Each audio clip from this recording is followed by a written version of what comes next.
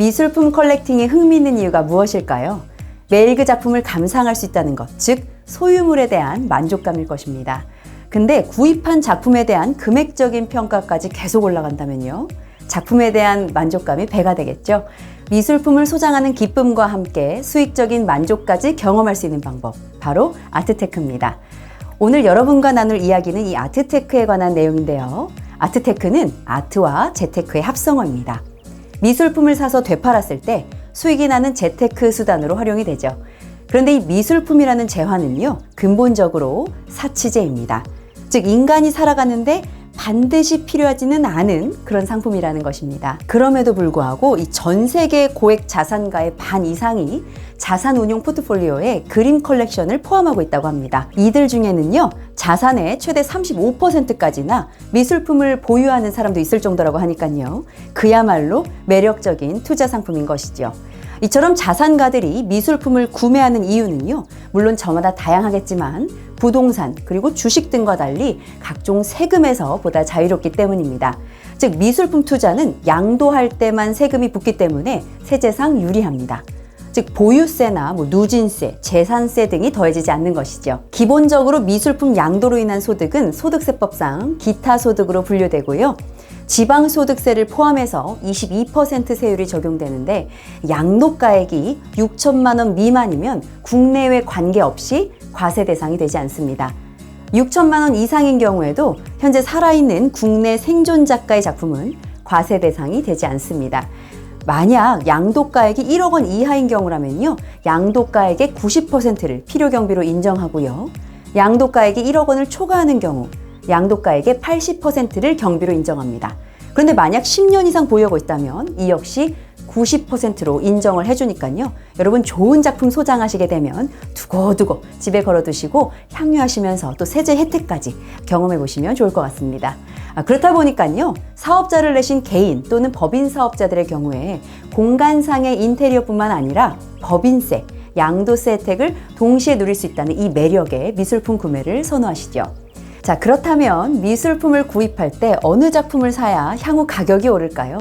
아무리 뛰어난 감정 능력을 가진 화상이라도 10년 후에 혹은 20년 후에 반드시 오를 작가를 100% 찾아낼 수는 없습니다. 오히려 찾을 수 있다고 하는 것이 더 위험한 발상일 수 있겠죠. 따라서 불확실한 정보에 휘둘려서 마음에 들지도 않는 작품 구매해놓고 창고에 넣어두기보다는 함께 생활하고 싶은 작품을 사는 것을 추천드립니다. 미술품들이 여러분의 가정 벽에 걸리게 될 때 견고한 미술 시장이 형성될 수 있기 때문이죠. 미술 시장은 1차 시장이든 2차 시장이든 결국 공급과 수요 그리고 마케팅에 의해 좌우됩니다. 미국의 유명 아트 딜러인 윌리엄 아쿠아벨라의 말에 의하면 고객들에게 종종 돈은 다시 벌 수 있지만 그림은 다시 그릴 수 없다라고 이야기했다고 하는데요. 그림을 살 때 지불하는 금액은 다시 벌 수 있지만 작품을 살 기회는 그 때를 놓치면 영원히 돌아오지 않을 수도 있다라는 뜻입니다.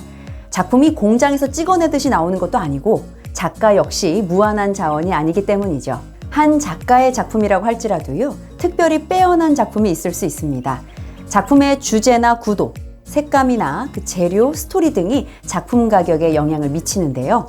그것보다 더 중요한 것은 작가가 경력상의 돌파구를 만난 시기의 작품, 즉 작가의 삶 가운데에서 특별히 탁월한 시기에 나온 소위 전성기에 나온 작품이 귀한 작품입니다. 가령 2021년 작고하신 김창렬 화백의 물방울 작품은요, 1970년대 작업이 화단과 시장에서 높은 평가를 받고 있습니다. 그의 최고가 낙찰 작품 역시 1977년작 물방울이 서울 옥션에서 10억 4천만 원에 낙찰이 되었죠. 이 시기의 물방울은 영롱하면서도 견고하고 또 화면 전체를 균일하게 꽉 채운 구성미가 돋보인다는 평가를 받고 있습니다. 투자의 목적으로 그림을 구매하시려면요, 이미 시장에서 활발하게 거래되고 있는 중견 작가들의 작품을 주목해 보는 것이 좋을 것입니다. 그럼에도 제가 과거 신진 작가들의 작품을 경험해 본 결과 단지 근사한 작품만을 만들어내는 작가가 아니라 자신만의 미학적인 세계, 즉 이전에 보지 못했던 새로운 기법과 아이디어, 자신만의 예술 철학을 창조해가는 그런 작가들의 작품 경우에 긍정적인 예감이 현실이 된 적이 있습니다. 이 역시 작가에 대한 깊은 이해가 반영돼야 가질 수 있는 노하우라고 할 수 있기 때문에요. 관심 있는 작가와 작품이 있다면 갤러리의 전문가의 조언을 구하는 것도 도움이 될 것입니다. 결국 여러분의 결정이 한 작가의 그 잠재적인 미술사적 위치를 만드는 데 반영될 수 있습니다. 일단 자신이 속한 세대의 작품부터 보고 경험하는 것을 추천드립니다. 그런 다음에 한 발짝 더 나아가서 이전에는 어땠는지, 다음에는 어떻게 변할 것인지, 즉 이전 작품과 어떻게 연관 지을 수 있을지를 생각해 보면 좋겠죠. 그러기 위해서는요, 경매와 아트페어를 방문해 보는 것을 추천드립니다. 다양한 작품을 한 공간에서도 볼 수 있고요. 또한 좋은 아트페어의 경우에 이 참여 화랑의 과거와 현재 전시는 물론 대표 작가들의 수준을 면밀하게 검토해서 아트페어의 그 질적인 수준을 신중하게 관리하고 있기 때문에 현재 시장에서 인기 있거나 앞으로 인기를 얻게 될 수 있는 작품들을 두루 살펴볼 수 있는 좋은 기회가 될 것입니다.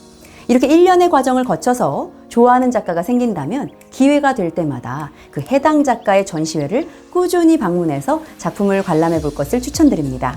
초보자라면 연봉의 10%를 넘지 않는 선에서 혹은 100만 원 정도의 금액으로 실제 작품을 한번 구매해 보는 것도 좋은 경험이 될 것입니다. 구매를 위해 가격을 조사하고 작가에 대해 공부할 때 컬렉터로서 한 단계 도약할 수 있게 되는 것이죠. 실제로 과거 한 아트페어에 컬렉터분들을 모시고 가서 가짜 돈을 들이고 어떤 작품 사시겠냐고 했더니 실제 돈도 아닌데 한참을 머뭇거리고 고민하시더라고요. 그냥 보는 것과 사는 것은요, 이처럼 천지차이입니다. 근데 이때 중요한 것은 미술품의 가치와 가격이 항상 동일하지는 않다는 것이죠. 무엇보다 미술 시장이 주목하는 것은 이 가격인데요. 가격과 가치를 혼돈하지 않기 위해서는 의식적으로 노력을 해야 됩니다. 가령 지나치게 작가의 네임밸류나 그 전문가의 조언에 기대려고 하지 말고요. 스스로 자신만의 미적 취향이 무엇인지, 어떤 색감이나 도안, 그리고 미술 사조를 좋아하는지에 대해서 제대로 안다면 좋은 작품 만났을 때 이 훌륭한 작품을 사야겠습니다 라는 자신감 있는 구매를 할 수도 있고요. 또 트렌드에 휩쓸리지 않고 다양한 작가와 작품들이 어우러져 있는 그런 균형 있는 미술 시장을 만들 수 있을 것입니다.